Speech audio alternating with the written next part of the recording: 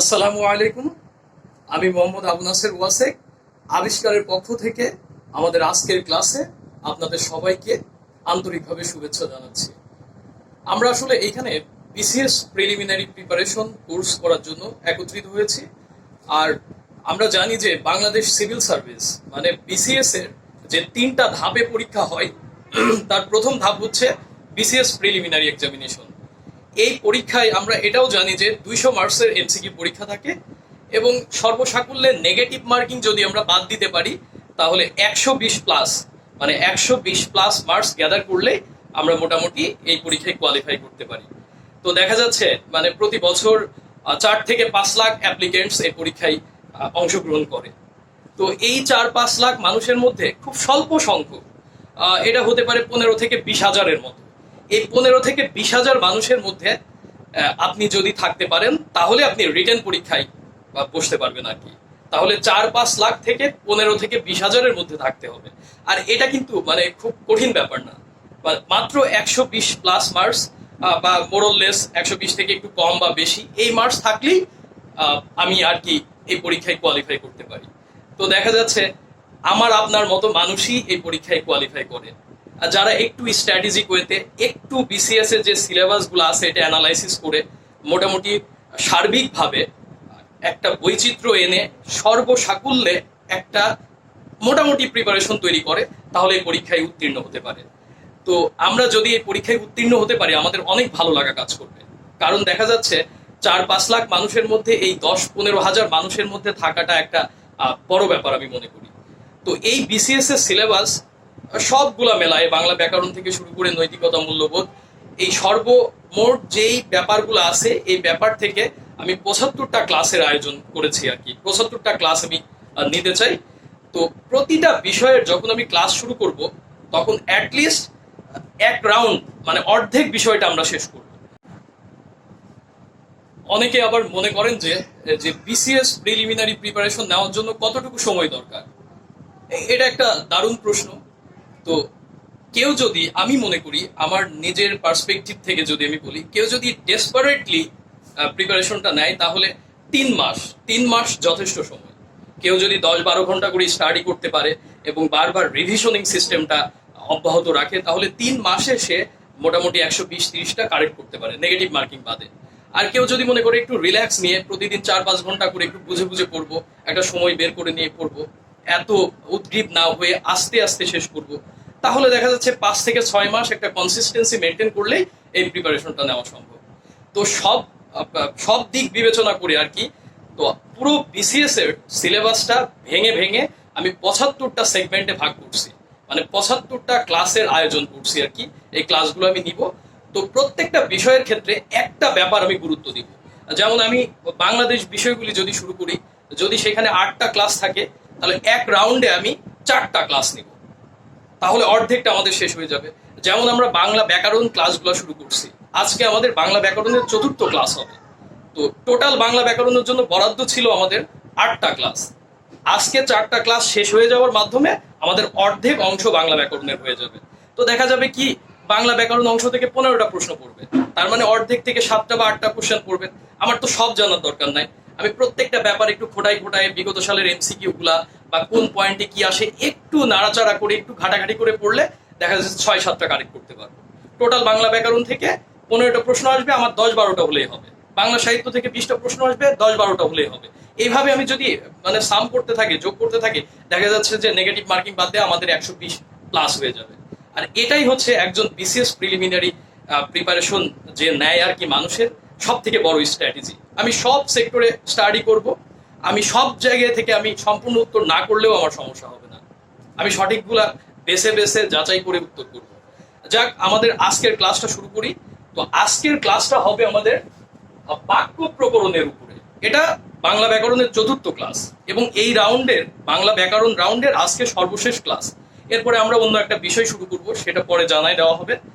তো এই যে বাংলা ব্যাকরণের আজকে 4র্থ ক্লাস হচ্ছে, এর মাধ্যমে আমরা কি কি শেষ করছি। আমরা প্রথম ক্লাসে যেমন পড়ছি হচ্ছে বাংলা যে ভাষা, বাংলা ভাষার ব্যাকরণ, ধ্বনি বর্ণ, যুক্ত বর্ণ, ধ্বনির পরিবর্তন, এই সম্পর্কে খুঁটিনাটি যে তথ্য বা এই সম্পর্কে যে প্রশ্নগুলো পড়ে সেগুলো আমরা দেখছি। এরপরে আমাদের দ্বিতীয় ক্লাসে আমরা পড়ছি হচ্ছে শব্দ প্রকরণ সম্পর্কে। শব্দের যে বিভিন্ন শ্রেণী বিভাগ আছে, শব্দের কোন কোন বিভাগের আওতাভুক্ত যে খুঁটিনাটি ব্যাপার আছে ওইগুলো আমরা দেখছি। এবং গত ক্লাসে মানে আমাদের তৃতীয় ক্লাসে আমরা পদ প্রকরণ সংক্রান্ত ব্যাপার এবং পদ প্রকরণ সংক্রান্ত আলোচনা নিয়ে স্টাডি করছি। তো আজকে আমরা পড়বো বাক্য প্রকরণ। তাহলে আজকের ক্লাসের মাধ্যমে আমাদের শেষ হয়ে যাবে ধ্বনি বর্ণ, বাক্য, ধ্বনি বর্ণ, শব্দ, পদ প্রকরণ, বাক্য। এই চারটাকে বলা হয় বাংলা ব্যাকরণের বেসমেন্ট আর কি। এই চারটা যদি জানি, এরপরে আমাদের আসবে কারক সমাস, তারপরে আসবে নত্যবিধান, সত্যবিধান, প্রয়োগ, অপ্রয়োগ, ওইগুলা একটু মুখস্থ টাইপের, একটু দেখে নিলেই হয়ে যায়। এই চারটা হচ্ছে মূল। তো আজকে আলোচনায় আমরা আসি। আমাদের যে ক্লাসের আলোচনা সেটা হচ্ছে বাক্য প্রকরণ। তো বাক্য প্রকরণ যখন স্টাডি করব আমাদের বুঝতে হবে যে এটা আমরা কেন স্টাডি করব, এটার পেছনের উদ্দেশ্যটা কি। এটা আমরা এ কারণে স্টাডি করব যে প্রতি বছর বিসিএস পরীক্ষায় বাক্য প্রকরণ সংক্রান্ত ব্যাপার থেকে প্রশ্ন আসে। Not even BCS prelim examination, এটা রিটেন পরীক্ষায় অনেক সময় বলে যে বাক্যের যে গঠন অনুযায়ী প্রকারভেদ আছে সেটা ব্যাখ্যা করুন, উদাহরণ সহ ব্যাখ্যা করুন, 5 মার্কসের পড়তে পারে। তো আমরা বাক্য প্রকরণ সম্পর্কে আজকে গল্পের মাধ্যমে এমন একটা প্রস্তুতি তৈরি করব এবং বাসায় গিয়ে ব্যাপারগুলো একবার সুন্দর করে দেখে নিব, যাতে বাক্য প্রকরণ সম্পর্কে আমাদের একটা ক্রিস্টাল ক্লিয়ার কনসেপ্ট তৈরি হয়। কঠিন না, আমরা 9-10-এ পড়ছি, আমরা ইন্টারমিডিয়েটেও গ্রামারে বাক্য প্রকরণের বিভিন্ন ব্যাপার এগুলা পড়ছি। জাস্ট এখন নতুন করে একটু ঝালাই করে ধরে ধরে ব্যাপারগুলো পড়বো এবং খুবই সোজা ব্যাপার। তাহলে চলুন আমরা বাক্য প্রকরণ সম্পর্কে আলোচনা করি। তো প্রথমে বাক্য প্রকরণ সম্পর্কে আলোচনা করতে হলে কয়েকটা ব্যাপারে আমাদের মানে লক্ষ্য করতে হবে, কয়েকটা বিষয় সম্পর্কে অবগত হতে হবে। যেমন বিষয়গুলো হচ্ছে উদ্দেশ্য, বিধেয়, আকাঙ্ক্ষা, আসক্তি বা ক্রম, যোগ্যতা এবং বাক্য প্রকরণের যে শ্রেণীবিন্যাস আছে, গঠন অনুযায়ী বাক্য কত প্রকার, অর্থ অনুযায়ী বাক্য কত প্রকার, এই ব্যাপারগুলো পড়বো। তো বাক্য যখন আমরা পড়বো তখন আমাদের এই যে ছোট ছোট টার্ম, এই যে আসক্তি, যোগ্যতা, আকাঙ্ক্ষা, সরল বাক্য, যৌগিক বাক্য, অনুজ্ঞাবাচক বাক্য, ইচ্ছা বা প্রার্থনাবাচক বাক্য, এই ব্যাপারগুলো পড়া লাগতে পারে। তো একটু অ্যানালাইসিস করলে, ঘাটাঘাটি করলে দেখা যাবে যে বাক্য প্রকরণের কোন অংশ থেকে সব থেকে বেশি কোশ্চেন আসে। যেমন বাক্য প্রকরণ সম্পর্কে প্রশ্ন আসতে পারে যে বাক্যের কয়টি অংশ থাকে। আবার প্রশ্ন আসতে পারে একটা সার্থক বাক্য হতে হলে কি কি গুণ সম্পন্ন হওয়া লাগে। এবং এটাও প্রশ্ন আসতে পারে যে অর্থ অনুযায়ী বা অর্থানুযায়ী, অর্থের অনুসারে বাক্য কত প্রকার, 7 প্রকার। আবার প্রশ্ন আসতে পারে যে গঠন অনুযায়ী বাক্য কত প্রকার, 3 প্রকার। আবার কোনটা কোন বাক্য, এটা সরল বাক্য, এটা জটিল বাক্য, এটাও আসতে পারে। আবার জটিল থেকে সরল, সরল থেকে যৌগিক, এই এই এই ব্যাপারগুলো রূপান্তর ক্ষেত্রে আসতে পারে। তো প্রত্যেকটা ব্যাপার আমরা একটু যদি ধৈর্য ধরে থেমে থেমে একটু যদি দেখে নিই এবং বাসায় একবার পড়ে নিই, তাহলে এই ব্যাপারটা আয়ত্তে আনা সম্ভব। তো আমরা যারা আজকের ক্লাসটা করতেছি তারা অবশ্যই আমাদের যে প্রিভিয়াস ক্লাস আছে, আগের যে 3টা ক্লাস আছে, সেই ক্লাসগুলো একটু দেখে নিব। তাতে হবে আমাদের বাংলা ব্যাকরণের যে কনসিস্টেন্সি, প্রিপারেশনের যে একটা ধারাবাহিকতা, সেটা রক্ষা করবে আর কি। এই বাক্য বিষয়ে স্টাডি করতে হলে খুব ভালো করে খেয়াল করুন কি কি ব্যাপার আমরা পড়ব। প্রথমে পড়ব হচ্ছে বাক্যের সংজ্ঞা, কাকে বাক্য বলা হয়। এরপরে পড়ব যে একটা বাক্যের কয়টি অংশ থাকে সেটা সম্পর্কে। এরপরে আমাদের জানতে হবে যে একটা সার্থক বাক্যের কয়টা গুণ থাকে এবং কি কি। তাহলে কি কি বাক্য কাকে বলে, বাক্যের অংশ কয়টি, বাক্যের গুণ কয়টি, 3টা গেল। এরপরে আমাদের জানতে হবে যে বাক্যের শ্রেণী বিভাগ, অর্থানুযায়ী বাক্য কত প্রকার, 7 প্রকার, এবং গঠন অনুযায়ী বাক্য কত প্রকার, 3 প্রকার। তাহলে 5টা বিষয় পড়বো। একটু ভালো করে খেয়াল করতে হবে 5টা বিষয়। তাহলে প্রত্যেকটা বিষয় নিয়ে আলোচনা করা যাক। প্রথম বিষয় হচ্ছে বাক্য কাকে বলে। তো আমরা সবাই জানি যে কতগুলা পদ বা কতগুলো শব্দ পাশাপাশি বসে একটা বাক্য তৈরি করে। কিন্তু কতগুলো পদ বা শব্দ পাশাপাশি বসলে একটা সার্থক বাক্য হবে না, যদি না তারা একটা অর্থবোধক ব্যাপার তৈরি করে। তার মানে বাক্যের সংজ্ঞাটা হচ্ছে যে সুবিন্যস্ত উপায়ে কতগুলো পদ বা শব্দ পাশাপাশি বসে একটা অর্থবোধক ব্যাপার তৈরি করে, সেটাকে বাক্য বলে। তাহলে আমরা জেনে গেলাম যে বাক্যের সংজ্ঞাটা কি। এবার আমরা দেখবো যে বাক্যের অংশ কয়টি। এখানে 2টা ব্যাপার লিখছি, একটা লিখছি হচ্ছে উদ্দেশ্য, আর একটা লিখছি বিধেয়, এই দুইটাকে বলে বাক্যের অংশ। তো জানতে হবে আমাদের উদ্দেশ্যটা কি আর বিধেয় কি। এটা কোনো ব্যাপার না, 1 মিনিট বলে দিলে এটা বোঝা যাবে যে উদ্দেশ্য কাকে বলে আর বিধেয় কাকে বলে। যেমন আমি বলতে পারি যে রহিম বই পড়ছে, রহিম বই পড়ছে, এখানে কয়টা শব্দ? রহিম বই পড়ছে। এই রহিমটা হচ্ছে উদ্দেশ্য, মানে যাকে উদ্দেশ্য করে কিছু বলা হয় বা যাকে উদ্দেশ্য করে কিছু করা হয় সেই জিনিসটাই হচ্ছে উদ্দেশ্য। তাহলে রহিম ব্যাপারটা উদ্দেশ্য, আর বই পড়ছে মানে উদ্দেশ্য কি করতেছে, উদ্দেশ্যের ব্যাপারে যে আলোচনা সেটার নাম হচ্ছে বিধেয়। তাহলে আমি যদি বলি রহিম বই পড়ছে, এখানে রহিম হচ্ছে উদ্দেশ্য আর বই পড়ছে হচ্ছে বিধেয়। আমরা জেনে গেলাম যে বাক্যের দুইটা অংশ, একটা উদ্দেশ্য একটা বিধেয়, কোনটাকে উদ্দেশ্য বলে কোনটাকে বিধেয় বলে। এবার আমরা জানবো যে বাক্যের যে 3টা গুণ, একটা সার্থক বাক্য হতে হলে 3টা গুণ থাকতে হবে। আমি একটু বেসিক আলোচনা করে আমাদের যে শীটগুলো আছে এই শীটগুলা একটু রিডিং দেওয়াই দিব আর কি। তো প্রথমে আমি বাক্যের 3টা গুণ নিয়ে আলোচনা করি। একটা সার্থক বাক্য হতে হলে তার আকাঙ্ক্ষা থাকতে হবে, তার আসক্তি বা ক্রম থাকতে হবে, তার যোগ্যতা থাকতে হবে। এখন প্রশ্ন আসতে পারে যে এই আকাঙ্ক্ষা জিনিসটা কি, এই আসক্তি জিনিসটা কি, আর যোগ্যতাই বা কি। তো প্রথম কথা হচ্ছে আকাঙ্ক্ষা নিয়ে বলা যাক। আকাঙ্ক্ষা মানে কি? আমাদের কোনো কিছু পাওয়ার যে একটা ব্যাকুলতা বা কোনো কিছু জানার যে একটা অপ্রাপ্তি বা একটার পরে আরেকটা কি হবে এই যে অনুসন্ধান করার যে ইচ্ছা, এই ব্যাপারটাই হচ্ছে আকাঙ্ক্ষা। তো বাক্যের আকাঙ্ক্ষা কেমন হতে পারে?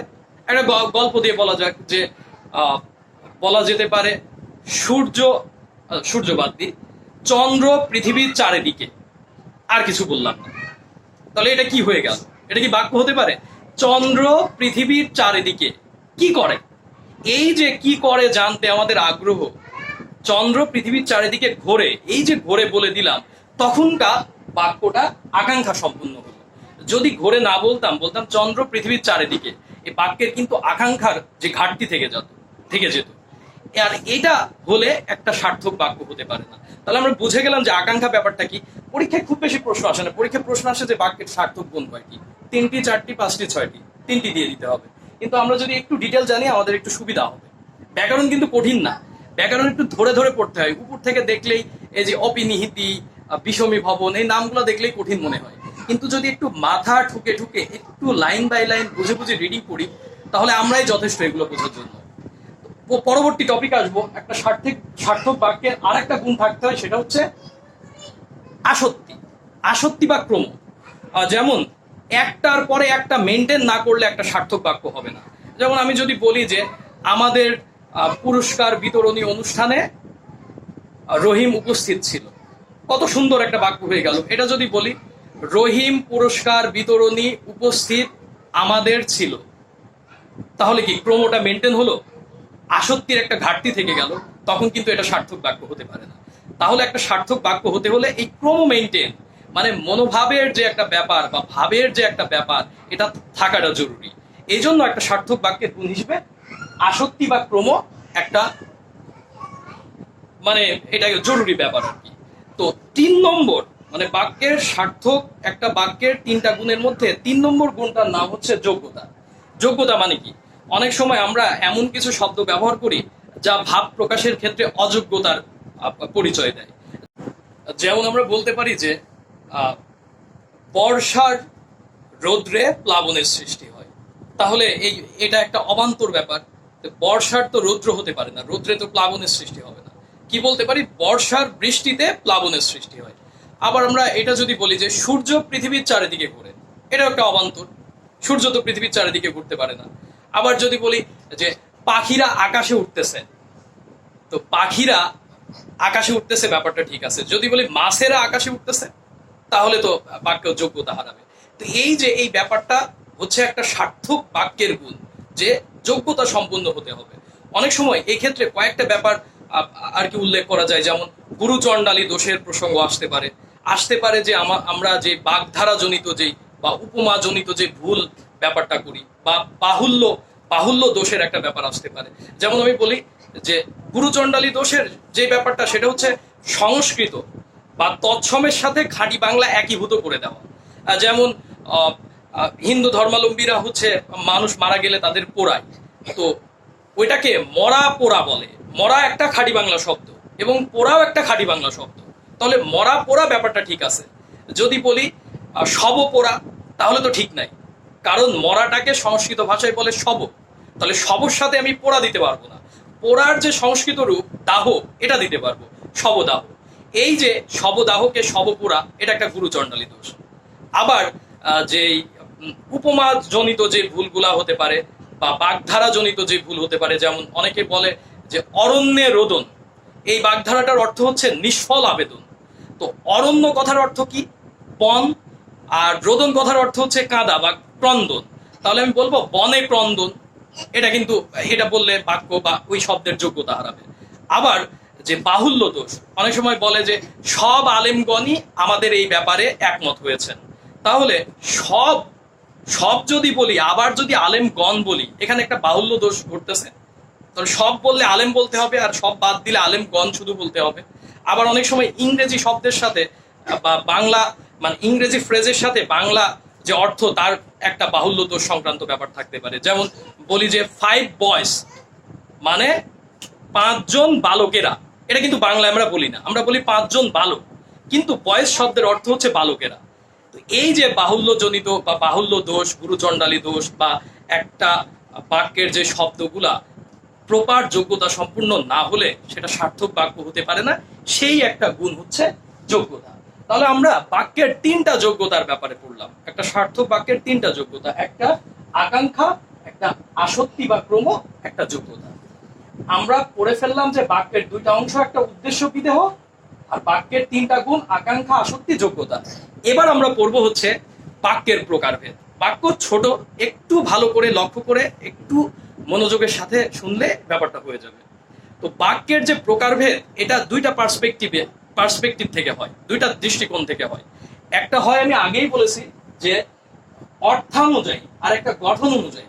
এখন একটু ভালো করে খেয়াল করলে দেখা যাবে যে অর্থানুযায়ী বাক্যের যে প্রকারভেদ, আমরা ইংলিশ গ্রামারে পড়ছি না যে সেন্টেন্স কত প্রকার, assertive sentence, imperative sentence, interrogative sentence, just like as এই একই ব্যাপার। বর্ণনাত্মক বা নির্দেশাত্মক বাক্য, প্রশ্নবোধক বাক্য, অনুজ্ঞাবাচক বাক্য, ইচ্ছা বা প্রার্থনাবাচক বাক্য, কার্যকারণাত্মক বাক্য, সংশয় সূচক বা সন্দেহবোধক বাক্য, আবেগ সূচক বাক্য।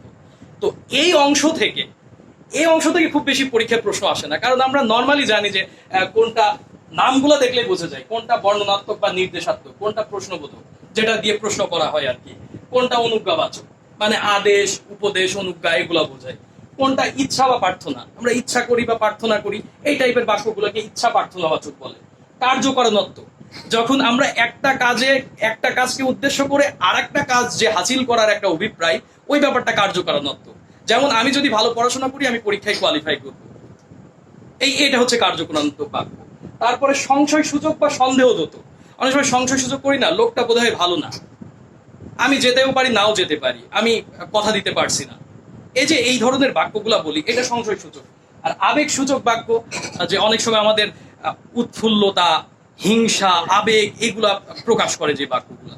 তো এটা আমরা উদাহরণগুলো, আমরা যে শীটটা তৈরি করছি, উদাহরণগুলো দেখলে এটা বুঝে যাব।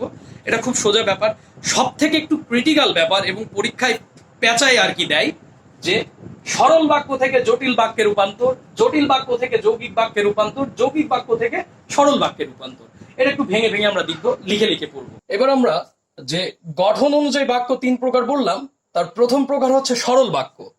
তো সরল বাক্য মানে সহজেই বোঝা যায় যে বাক্যে একটি মাত্র কর্তা মানে উদ্দেশ্য, আর একটি মাত্র সমাপিকা ক্রিয়া মানে যেটাকে বলে বিধেয় থাকে, তাকে সরল বাক্য বলে। যেমন উদাহরণগুলো দেখলে বোঝা যাবে যে পুকুরে পদ্মফুল জন্মে, পদ্মফুল কোথায় জন্মে? পুকুরে, তাহলে পদ্মফুল কর্তা মানে উদ্দেশ্য। আর এই যে জন্মে, পুকুরে জন্মে, এই জন্মে হচ্ছে সমাপিকা ক্রিয়া, বিধেয়। এরকম অনেক উদাহরণ হতে পারে, যেমন বৃষ্টি হচ্ছে, তোমরা বাড়ি যাও, জগতে অসম্ভব বলে কিছু নাই, আমি বহু কষ্টে সাঁতার শিখেছি। এই ধরনের বাক্যকে সরল বাক্য বলে। আর জটিল বাক্য বা মিশ্র বাক্য হচ্ছে 2টা ব্যাপারের সংমিশ্রণ, যেখানে আমরা ওই যে ইংলিশে পড়ছি না যে সাবঅর্ডিনেট ক্লজ আর প্রিন্সিপাল ক্লজ, একটা অসমাপ্ত বাক্য আর একটা সমাপ্ত বাক্য, 2টা মেলায় একটা জটিল বাক্য হয়। যেমন মানে পুরোপুরি একটা বাক্যের অংশ থাকে। একটা প্রধান বাক্যাংশ, এই যে সংজ্ঞাটা দেখি, যে বাক্যে একটি প্রধান বাক্যাংশ এবং এক বা একাধিক অপ্রধান বাক্যাংশ থাকে তাকে মিশ্র বা জটিল বাক্য বলে। যেমন আমরা একটা উদাহরণ দেখি, যে পরিশ্রম করে সেই সুখ লাভ করে। যে পরিশ্রম করে এটা একটা অসমাপ্ত বাক্যাংশ, আর সেই সুখ লাভ করে এটা একটা সমাপ্ত বাক্যাংশ। এই দুইটা মিলাই হয় জটিল বা মিশ্র বাক্য।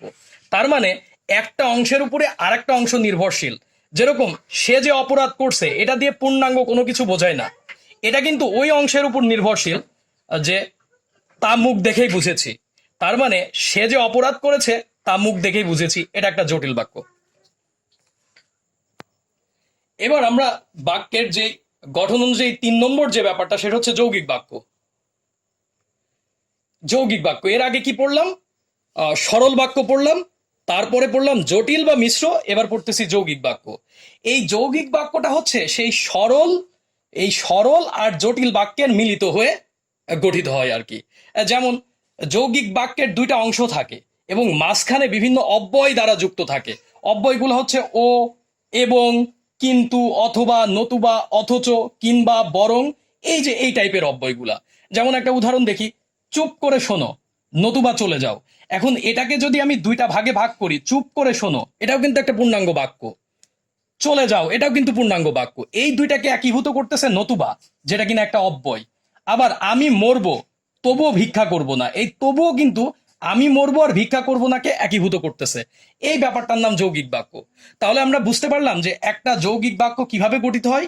হয় দুইটা সরল বাক্য অব্যয় দ্বারা যুক্ত হয়ে, অথবা দুইটা জটিল বাক্য অব্যয় দ্বারা যুক্ত হয়ে।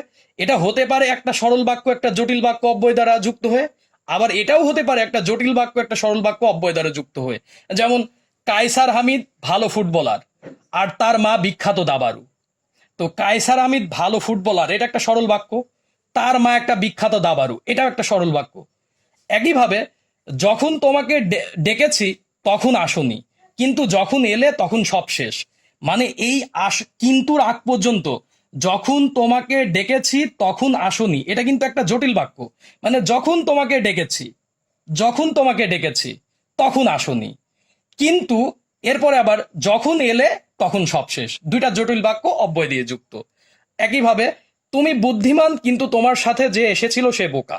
এই যে কিন্তুর আগ পর্যন্ত তুমি বুদ্ধিমান এটা একটা সরল বাক্য, কিন্তু পরেরটুকু তোমার সাথে যে এসেছিল সে বোকা এটা একটা জটিল বাক্য। আবার যে অন্যায় করেছে সে মুক্ত হলো কিন্তু শাস্তি পেল নির্দোষ ব্যক্তি, এই যে কিন্তু দিয়ে দুই অংশকে একীভূত করতেছে, এই ব্যাপারটা হচ্ছে যৌগিক বাক্য। তাহলে আমরা শিখলাম, যে গঠন অনুযায়ী বাক্যের 3টা প্রকারভেদ, কোনটাকে সরল বাক্য বলে, কোনটাকে জটিল বাক্য বলে বা মিশ্র বাক্য বলে, আর কোনটাকে যৌগিক বাক্য বলে। এই ব্যাপারটা দেখলাম। মানে সরল বাক্য কি, যার একটা সমাপিকা ক্রিয়া থাকবে আর যার একটা উদ্দেশ্য থাকবে, কর্তা থাকবে, সাধারণ যে বাক্যগুলো হয় সেটা হচ্ছে সরল বাক্য। আর জটিল বাক্য হতে হলে একটা কন্ডিশনের মতো ব্যাপার, তুমি যদি আসো আমি তাহলে যাব, বা সে যদি আসতো আমি সেখানে যেতাম, বা হতে পারে যে লোকটি যদিও সৎ তবু সে বিনয়ী নয়। এই যে একটা অসমাপ্ত খণ্ডাংশ বাক্যাংশ আর একটা সমাপ্ত বাক্যাংশ, এই দুইটা মেলায় একটা জটিল বাক্য তৈরি হয়। যেটা আশ্রিত খণ্ড বাক্য যেটাকে বলে অসমাপ্ত, সেটা কিন্তু ওই সমাপ্ত খণ্ডাংশের উপরে নির্ভরশীল। আর যৌগিক বাক্য কি, দুইটা সরল বাক্যের সংমিশ্রণ অব্যয় দ্বারা, বা দুইটা জটিল বাক্যের সংযোজন, বা একটা সরল বাক্য একটা জটিল বাক্যের সংযোজন, বা হতে পারে একটা জটিল বাক্য একটা সরল বাক্যের সংযোজন।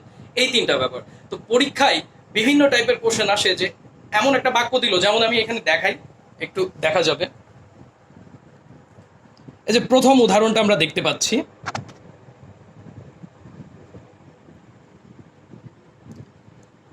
অনেকের জীবনেই দুঃখের পর সুখ আসে, এটা হচ্ছে সরল বাক্য। এটা জটিল কি, যাদের জীবনে আগে দুঃখ আসে তাদের পরে সুখ আসে, যাদের জীবনে আগে দুঃখ আসে তাদের পরে সুখ আসে। আর যৌগিক হবে, অনেকের জীবনে প্রথমে দুঃখ আসে এবং পরে সুখ আসে। তার মানে একটা বাক্যকে আমরা যৌগিক বাক্য তখন করতেছি যখন বিভিন্ন কনজাংশন বা অব্যয় দ্বারা আমরা যুক্ত করতেছি। আর জটিল বাক্য কিভাবে করি, যে যখন আমরা পরিশ্রম করব তখন আমাদের সফলতা আসবে। আর সরল বাক্য কি? আমরা পরিশ্রম করলে আমরা সফল হব। এই যে রূপান্তর, এটা বিগত সালের বিভিন্ন প্রশ্নগুলো অ্যানালাইসিস করা যেতে পারে। আমি যে শিটটা ক্রিয়েট করছি আর কি, সেই শিটটা রিডিং দেওয়া যেতে পারে। এই করলে আমি আশা করি যে বাক্য সংক্রান্ত যে কোনো প্রশ্ন, এখান থেকে 2-4টা প্রশ্ন আসে, একটু 1 থেকে 1.5 ঘন্টার একটি স্টাডি লাগে, মনোযোগের সাথে করলেই হয়ে যায়। চলুন তারপরে একটু দেখি যে অর্থানুযায়ী বাক্য 7 প্রকার। যে বর্ণনাত্মক বাক্য কাকে বলে? যে বাক্যে কোনো ঘটনার ভাব বা তথ্য থাকে এবং সে বক্তব্যকে সাধারণভাবে বিবৃত বা নির্দেশ করা হয়। মানে যদি কোনো বক্তব্যকে সাধারণভাবে বিবৃত বা নির্দেশ করা হয়, সেটা বর্ণনাত্মক বা নির্দেশাত্মক বাক্য। যেমন সূর্য পশ্চিমে অস্ত যায়, সে এখন আর কবিতা লিখে না। এই বর্ণনাত্মক বাক্যকে আবার 2টা ভাগে ভাগ করা হয়, একটা অস্থিবাচক আর একটা নেতিবাচক। যেমন অস্থিবাচকের উদাহরণ হচ্ছে, এটা হ্যাঁ বোধক বা হ্যাঁ সূচক অর্থ প্রকাশ করে, রবীন্দ্রনাথের শ্রেষ্ঠ কাব্য গীতাঞ্জলি। আর যদি এটা নেতিবাচক বাক্যে রূপান্তর করি, তাহলে কি করব? রবীন্দ্রনাথের শ্রেষ্ঠ কাব্য গীতাঞ্জলি ছাড়া অন্যটি নয়। এই হচ্ছে বর্ণনাত্মক বাক্য। আমরা দেখি প্রশ্নবোধক বাক্য। এটা তো অনায়াসে বোঝা যায় যে যে ধরনের বাক্য দিয়ে কোনো কিছু জিজ্ঞাসা বা প্রশ্নসূচক অর্থ প্রকাশ পায় তাকে প্রশ্নবোধক বাক্য বলে। যেমন আপনি কোথা থেকে এসেছেন, সে কি আমাদের এখানে আসবে না? এই ব্যাপারগুলা, এই ধরনের বাক্যগুলো প্রশ্নবোধক বাক্য। আর অনুজ্ঞাবাচক বাক্য কি? আমরা সবাই জানি যে অনুজ্ঞা বলতে বোঝায় যে আদেশ, অনুরোধ, উপদেশ, নিষেধ, প্রস্তাব, এই ধরনের ব্যাপারকে। যেমন আদেশ অর্থে কি? বইটা নিয়ে এসো, এটা একটা আদেশ অর্থে ব্যবহার হয়। আবার অনুরোধ, আমাকে 50টি টাকা ধার দাও। উপদেশ, অযথা ঋণ করিও না। নিষেধ অর্থে কি হবে? অনুমতি ছাড়া কখনো প্রধান শিক্ষকের কক্ষে প্রবেশ করবে না। প্রস্তাব অর্থে চলো মহিলা সমিতি মঞ্চে নাটক দেখে আসি। তার মানে এই আদেশ, অনুরোধ, উপদেশ, নিষেধ, প্রস্তাব, এই ব্যাপারগুলো হচ্ছে অনুজ্ঞাবাচক বাক্য। এবার আমরা দেখব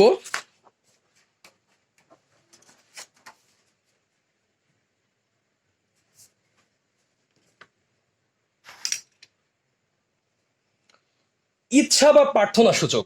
মানে ইচ্ছা বলতে যেমন কোনো কিছু ইচ্ছা বা প্রার্থনা সূচক যে অর্থগুলো প্রকাশ করবে, আমার গ্রামের বাড়িতে যেতে ইচ্ছা করে, এটা একটা ইচ্ছা সূচক বাক্য। খোদা তোমার মঙ্গল করুক, আল্লাহ তাআলা তোমার মঙ্গল করুক, এটা একটা প্রার্থনা সূচক বাক্য। তো এটাকে বলে ইচ্ছা বা প্রার্থনা সূচক বাক্য।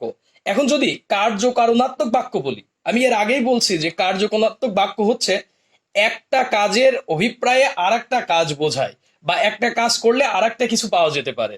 যেমন এখানে কিছু উদাহরণ আছে যে দুঃখ বিনা সুখ লাভ হয় কি মহিতে, এটা একটা শর্ত প্রযোজ্য, শর্ত সাপেক্ষে। দুঃখ ছাড়া সুখ আসে না, এটা একটা কার্যকারণাত্মক বাক্য। আবার মন দিয়ে লেখাপড়া না করলে পাশ করা যায় না, নিয়ম। যদি মন দিয়ে লেখাপড়া করো তাহলে পাশ করবা, এই বাক্যটাকে বলে কার্যকারণাত্মক বাক্য। আর আহ অর্থানুযায়ী বাক্যের প্রকারভেদে 6 নম্বর বিষয় হচ্ছে সংশয় সূচক বা সন্দেহদ্যোতক। নামটা দেখেই বোঝা যাচ্ছে যে সংশয় সূচক কাকে বলে। যে যে বিষয় বা যে বক্তব্য সম্পর্কে সন্দেহ, সংশয়, সম্ভাবনা, অনুমান, অনিশ্চয়তা, এই ধরনের ভাব প্রকাশিত হয়, সেটাকে সংশয় সূচক বা সন্দেহদ্যোতক বলে। যেমন উদাহরণগুলা, লোকটি খারাপ বোধ হয়, হয়তো আসতে পারি নয়তো নয়, তোমাকে চূড়ান্ত কথা দিচ্ছি নে, সম্ভবত আমি একমাত্র ভালোবাসাহীন হতভাগ্য ব্যক্তি, মনে হয় সুমন পাশ করবে। এই যে মনে হয়, এই যে সম্ভবত, এই যে হয়তো, এই যে বোধ হয়, এই ব্যাপারগুলা যে বাক্যের মধ্যে থাকবে সেগুলো সংশয় সূচক বা সন্দেহদ্যোতক বাক্য। আরেকটা হচ্ছে আবেগ সূচক বাক্য। যেমন যে বাক্যের মাধ্যমে কোনো কিছুর ব্যাপারে বিস্ময় বা হর্ষ বা আনন্দ, ঘৃণা, শোক, ক্রোধ, ভয় ইত্যাদি প্রকাশ পায়। যেমন বিস্ময় অর্থে কি ভয়ঙ্কর চেহারা, হর্ষ অর্থে ছন্দে ছন্দে দুলি আনন্দে আমি বনফুলগো, মানে একটা আনন্দপূর্ণ একটা ব্যাপার অর্থে। ঘৃণা অর্থে ধিক তারে শতধিক নির্লজ্জ যেজন। ক্রোধ অর্থে এত বড় স্পর্ধা, তুমি আমার মুখের উপর কথা বলো। আবেগ অর্থে বাহ সুন্দর গান গাইলে তুমি। এই যে আমরা অর্থানুযায়ী 7টা পড়লাম, এই এই ব্যাপারগুলো এর মধ্যে অন্তর্ভুক্ত।